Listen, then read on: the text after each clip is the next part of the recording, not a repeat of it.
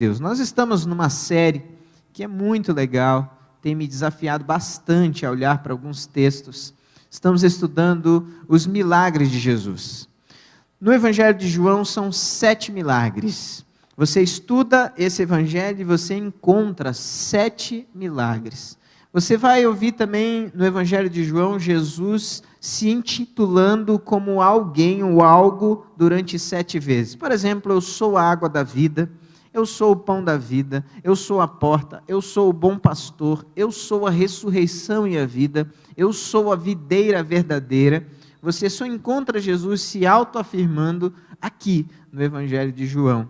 E é muito interessante porque você vai perceber que Jesus ele se intitula como algo que nós necessitamos. Quem é que não precisa de comida aí? Todos nós precisamos de comida, precisamos de água. Nós somos constituídos por 70% de água, de líquido. Nós precisamos beber a água para se limpar, para se purificar. É uma necessidade humana. Jesus então se apresenta como a água que jorra para sempre, eternamente, como uma fonte inesgotável que nos enche, nos preenche. E ele vai se apresentando assim. Mas no capítulo 9, onde nós leremos do versículo 1 a 12, há um encontro de Jesus no meio de uma festa, a festa dos tabernáculos. Essa festa acontecia para lembrar os judeus do período, do tempo que eles ficaram no deserto, morando em tabernáculos, em cabanas. E a festa das cabanas ou dos tabernáculos é uma festa que traz essa memória a eles. Eles constroem, então, as suas cabanas e vêm todos eles viver esse período para lembrar do poder grandioso de Deus. E enquanto estava acontecendo essa grande festa, o povo todo reunido nesse lugar, Jesus passa por um lugar e enxerga um homem que é cego de nascença. E a palavra de Deus nos diz assim: enquanto Jesus caminhava, viu um homem cego de nascença. E os seus discípulos perguntaram: mestre, quem pecou para que este homem nascesse cego? Ele ou os pais dele?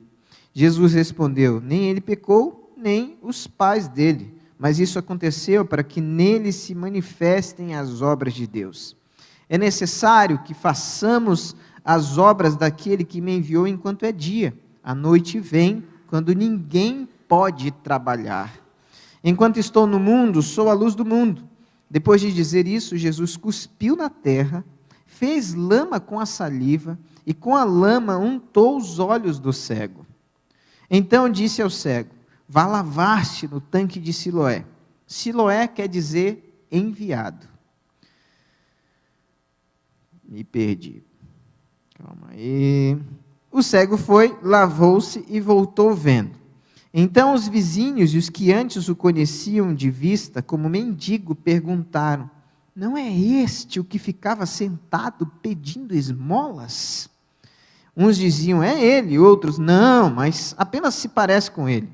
O homem, porém, dizia: sou eu mesmo.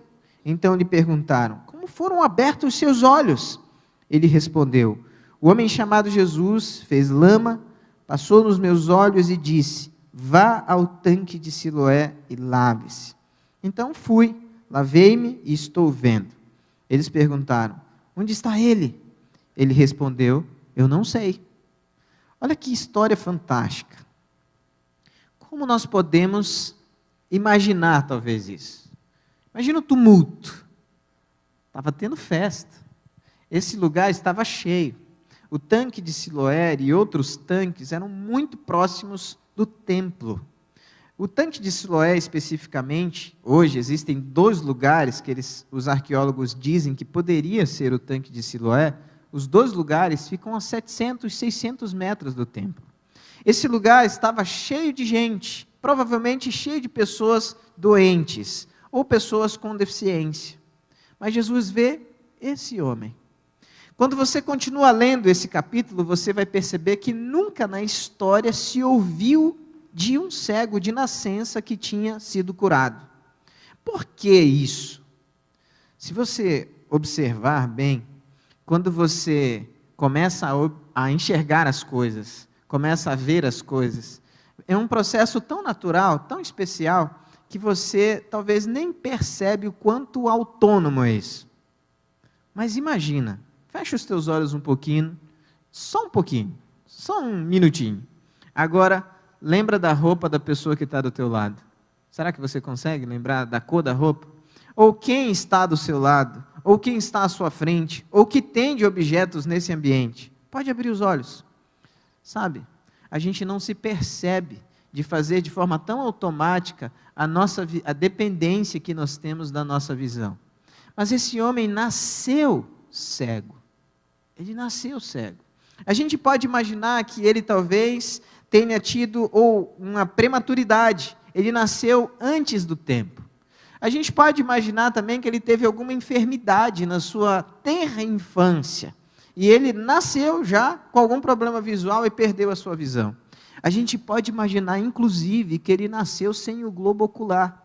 Ou se nasceu com o globo ocular com algum problema, ou na retina, algum descolamento, alguma fragilidade ocular. O fato é que esse homem não tinha nunca na sua vida visto. Você conhece alguma pessoa cega? Eu conheço várias. Mas eu conheço poucas pessoas que nasceram cegas. E sempre na conversa, no diálogo, claro, eu sou um cara curioso, eu pergunto, como você me imagina, por exemplo? Qual é a visão que você tem de mim? E a pessoa vai falando algumas coisas que parecem comigo. Mas o fato é que aquela descrição que aquela pessoa que não consegue me ver e não tem outros parâmetros, acaba sendo um pouco distorcida, porque ela não tem parâmetros. Esse homem nem consegue se perceber direito como é que é o seu corpo. Ele ouve a voz da sua mãe, ele não tem ideia de como é a sua mãe. Ele ouve o latido de um cachorro, ele só imagina como seja um cachorro. Uma ave, uma árvore, uma grande construção. O templo, por exemplo, onde ele ficava perto, ele só imaginava, ele não podia ver. E nunca antes na história algo desse tipo tinha acontecido. Então, a gente, com certeza, tem muitas lições a aprender com esse homem, com esse milagre. Quando os nossos olhos são iluminados, nós enxergamos os métodos que Deus está utilizando para realizar milagre. Olha só o versículo 6. Depois de dizer isso, Jesus cuspiu na terra, fez lama com a saliva e com a lama untou os olhos do cego. Não foi um método muito convencional, vamos falar a verdade. Cuspir no chão, mexer com terra, fazer um lodinho. Eu estou vendo até uma carinha de nojo aí de alguns, né? Passar no olho. Não foi um método convencional. Outros milagres, você vê que Jesus nem está no lugar. Ele dá uma palavra de ordem e alguém é curado. Ou ele pega na mão de alguém, levanta. Ou ele grita, Lázaro, vem para fora. E o morto ressuscita. Que método é esse? De cuspir no chão, fazer um lodo, passar nos olhos e falar, agora você vai lá no tanque, que aí você vai ser curado. A gente não sabe exatamente onde o homem estava. Se ele estava perto do tanque, se ele estava longe do tanque. A gente sabe que ele ouviu a palavra de ordem e de repente foi se batendo, ou com o auxílio de alguém chegou até o tanque. Mas eu queria que você se focasse no método que Jesus utilizou. Um tanto quanto diferente. O fato é que existem muitos milagres. E cada milagre que nós recebemos e que nós vivemos e que nós encontramos na Bíblia, parece que ele tem uma característica única. E hoje, às vezes, nós não conseguimos interpretar e temos alguma até resistência dos métodos que Deus usa para realizar milagres. Vamos pensar num método que é corriqueiro, que é bem possível que muitas pessoas experimentem aqui, o remédio.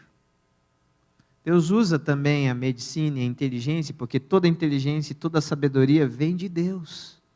Alguém não pode imaginar algo, ou construir algo, ou idealizar algo, se Deus assim não permitir.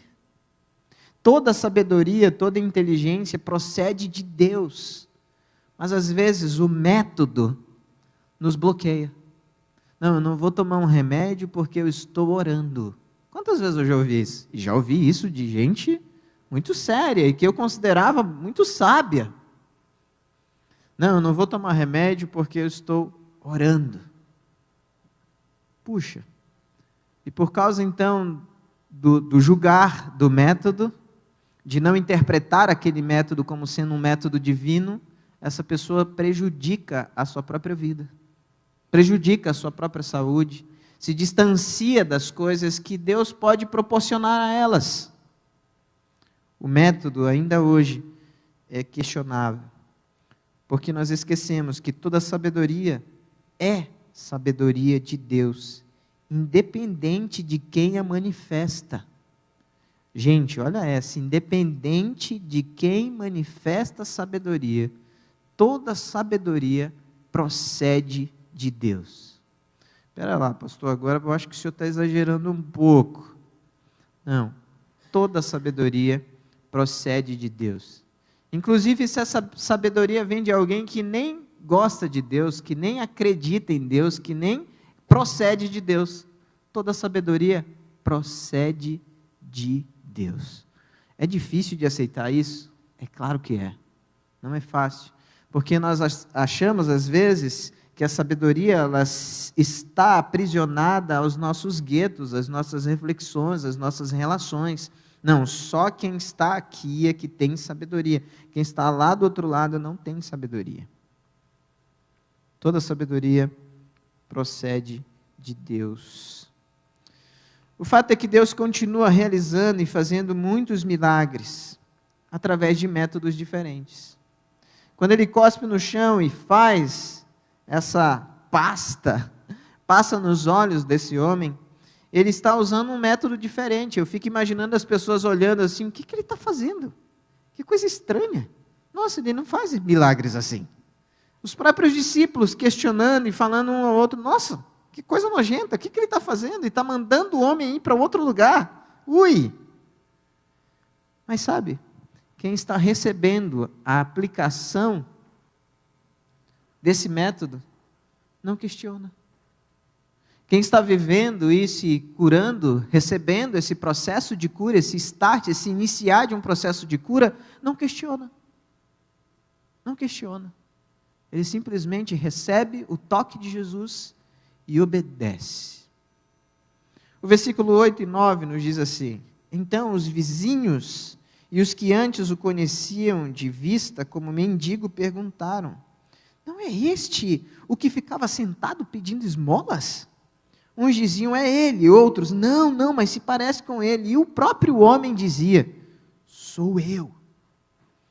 Além de, às vezes, não percebermos, não enxergarmos corretamente, porque estamos esperando um método e Jesus está usando outro método, os nossos olhos não são iluminados quando nós não enxergamos aquilo que está diante de nós.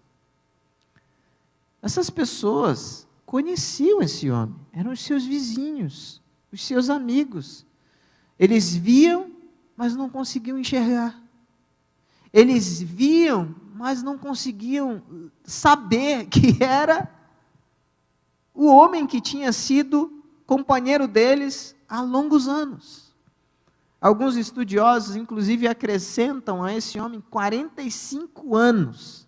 Imagina, nasceu cego, há 45 anos não via nada, se relacionava com todas essas pessoas e na hora que recebe uma graça, um milagre, não conseguem identificá-lo, porque ele está andando como se nada tivesse acontecido. Ou melhor, está andando descobrindo coisas completamente diferentes. Imagina só, você nunca viu na vida, de repente você lava os olhos e ali tem um tanque. Você, uau, é assim que é um tanque. E você vira para o lado, tem pessoas que antes você imaginava, e, nossa, elas são tão diferentes assim, não é só a voz, algumas altas, algumas baixas, e aquilo ali, o que é aquilo? É o cabelo? O cabelo também tem cor diferente? Nossa, mas tem gente um pouco mais fofinha, um pouco mais magrinha. Que diferente. E passa um cachorro do lado dele, ele olha, isso então é um cachorro? Ele levanta o olhar e vê pássaros voando e, puxa, que incrível. Um universo completamente novo começa a se tornar realidade para esse homem. Mas as pessoas que estavam dentro da realidade não conseguiam enxergar. Os seus olhos não tinham sido iluminados. A palavra para esse termo cego é tuflos, que tem dois significados no Novo Testamento. O primeiro significado é cego, como nós entendemos, que não conseguem ver. E o segundo significado é um cego que não consegue entender. Olha que coisa interessante, de propósito na Bíblia você tem dois significados para a mesma palavra. Alguém que vê, mas não entende. Alguém que vê, mas não enxerga. Alguém que vê, mas não percebe. Bem, existem muitas pessoas que hoje não conseguem se perceber. Elas estão se vendo, elas estão cuidando da sua aparência, estão trabalhando na sua aparência, mas elas não conseguem perceber a sua necessidade de Deus. Elas não conseguem perceber ou enxergar a sua necessidade de viver a palavra. Elas não conseguem enxergar a sua necessidade de mudança. Elas não conseguem enxergar em que lugar elas estão. E algumas delas estão vivendo no pecado e não conseguem perceber o seu aprisionamento pelas correntes do pecado. Elas não conseguem perceber, não conseguem ver que elas estão prisioneiras. E elas se mexem para um lado e se mexem para o outro, mas elas não passam daquela situação, porque elas não conseguem ver. E chega até talvez alguém dizendo, olha, está acontecendo isso com você. Um marido, uma esposa, um filho, uma filha, alguém apresentando a verdade, e talvez com a chave para libertá-la daquele aprisionamento, mas a pessoa não consegue ver. Há 2 semanas atrás, eu fui levar a minha mãe para fazer um exame dos olhos, e ela precisou passar por uma cirurgia, porque ela estava com uma catarata. É para ser necessariamente uma cirurgia simples. Mas o que me impressionou foi o exame. Quando a minha mãe sentou ali na cadeira do oftalmo para fazer o exame, ele foi, colocou um tampão assim no olho dela, e aí ele começou a mostrar aquelas letrinhas. Todo mundo acho que já deve ter feito um dia, ou quem não fez, um dia fará, né? Esse exame aí para ver as letrinhas. E ele mostrava as letrinhas, mas eram umas letronas. E a minha mãe não via. Ela não via nada. A senhora está vendo alguma coisa? Não, não estou vendo nada. Aí ele aumentava a letra. E agora, a senhora está vendo alguma coisa? Nada. Aí ele veio com a mão, mais ou menos uns 30 centímetros de distância da minha mão, e falou, e agora, a senhora vê alguma coisa? Não, continuo não vendo nada. Ele falou, olha, acho que a senhora vai ter que fazer cirurgia. A mão estava diante da minha mãe, uns 30 centímetros, e ela não conseguia ver nada. Muitas vezes nós somos assim também. A possibilidade de viver um milagre, de ser transformado, está diante de nós. E nós não vemos. O Senhor estende a sua mão e apresenta a sua palavra e as suas promessas, mas nós não conseguimos ver. Parece que tem essa catarata espiritual que nos impede de perceber a ação divina e o mover de Deus diante dos nossos olhos. E nós não conseguimos ver. Existem sim pessoas que estão vendo, mas não estão enxergando. Conseguem se perceber, mas não conseguem sair do lugar, porque não sabem para onde vão. Nossa, para onde eu vou? Que direção eu preciso tomar? Para sair do pecado, você precisa ir na direção de Jesus. para ter uma vida abundante, como Ele promete na sua palavra, João 10, você precisa ir na direção de Jesus. Para você mudar a sua história, a sua vida, você precisa ir na direção de Jesus. Tá, mas para onde é isso? Porque eu não consigo ver. Permita que outras pessoas sejam seus guias. Pare de ser tão orgulhoso. Tem gente orgulhosa, né? Imagina se esse moço fosse orgulhoso. Na hora que Jesus mandou ele, vai ao tanque de Siloé. Que é o tanque de Siloé? Que foi isso que você passou no meu olho? Brincadeira, hein? Estou aqui pedindo esmola, chega alguém, cospe no chão, faz barro e dá passa no meu olho. Ah, não. Já pensou se fosse assim a reação? Não foi. Ele permitiu que Jesus o tocasse, e numa parte sensível da sua vida. Uma parte que causava dor. Imagina quem toca numa parte que causa dor. Ele permitiu. E ainda obedeceu o Senhor. Os versos 6 e 7, a palavra diz assim: depois de dizer isso, Jesus cuspiu na terra, fez lama com a saliva e com a lama untou os olhos do cego. Então disse ao cego: vá lavar-se no tanque de Siloé. Siloé quer dizer enviado. O cego foi, lavou-se e voltou vendo. Olha que ironia. O nome do tanque é enviado. Parece que está apontando para Jesus, aquele que foi o enviado de Deus para esse mundo, para dar vista ao cego. Interessante, né? Mas enviado também foi esse homem, e ele obedeceu. Às vezes, os nossos olhos não serão iluminados quando não aprendermos a obedecer. Se nós não aprendemos a obedecer, nós estamos travando a ação de Deus na nossa vida. Porque uma coisa que nós identificamos no Antigo Testamento, você lê todo o Antigo Testamento, você percebe uma coisa que Deus pede para o povo: obediência. Obediência. Parece a coisa mais simples do mundo, né? Mas não é. Dia após dia, período após período, nós vivemos em desobediência. Ah, você está indo bem. Aí de repente surge uma oportunidade que você não quer largar de jeito nenhum. Só que essa oportunidade te leva para distante de Deus. Desobediência. Ou você está indo bem, de repente surge um pensamento que começa a te conduzir. E esse pensamento te leva para longe de Deus. Ou você está indo bem, de repente surge um contexto, uma situação, e você aceita aquilo e vai para longe de Deus. Quanto mais longe de Deus, mais longe do milagre. Quanto mais longe de Deus, mais longe de uma experiência com Deus, uma experiência sobrenatural. Você tem visto ou você tem percebido onde você está? Enxergado onde você está? Ou você, no automático, chega no lugar e uau! Isso é muito curioso, né? Porque o cérebro é o órgão mais complexo, a gente sabe. Mas o segundo mais complexo são os olhos. Você vê tudo ao contrário. Tudo de cabeça para baixo. Mas o teu cérebro converte o que é de cabeça para baixo em algo que é reto, que é normal, que é tranquilo.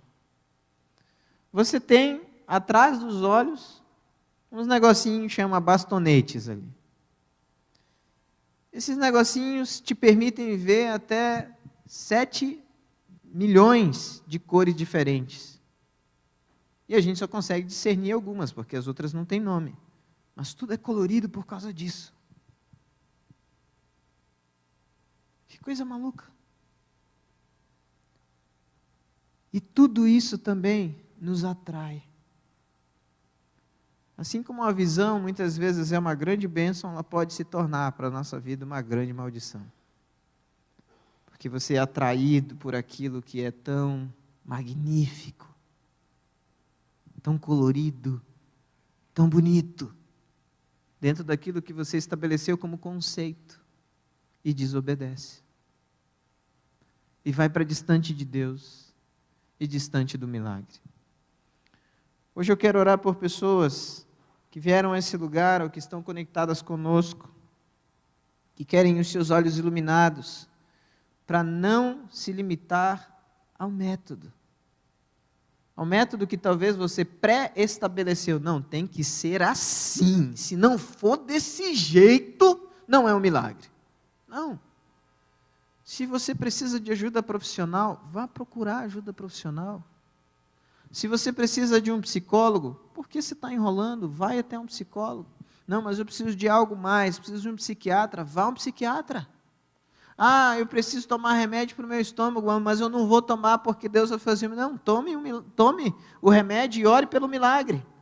Vai que o método que Deus está usando para você ser curado é o remédio. Pare de se bloquear e de bloquear a ação de Deus. Talvez hoje estão pessoas aqui que também precisam orar, assim como eu, precisam dessa oração, para passarem a enxergar, não somente ver onde estão, percebendo tudo ao redor e percebendo onde nós nos localizamos, ou próximos ou distantes de Deus.